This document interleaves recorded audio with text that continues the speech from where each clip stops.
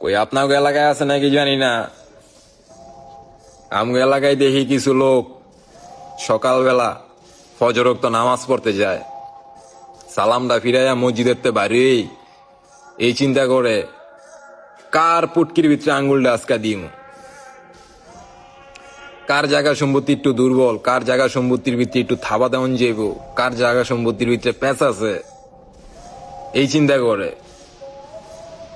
চিন্তা করে যে চায়ের দোয়ানো বয়, চায়ের দোয়ানো বয়া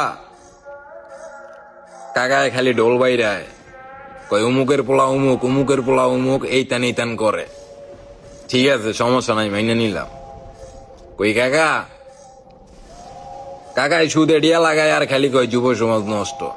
সকাল বেলা ফজরোক্ত নামাজটা আদায় কইরে হোক মাওলা কইয়া বান্দার হক মাইরা খায়, আর খালি কয় যুব সমাজ নষ্ট।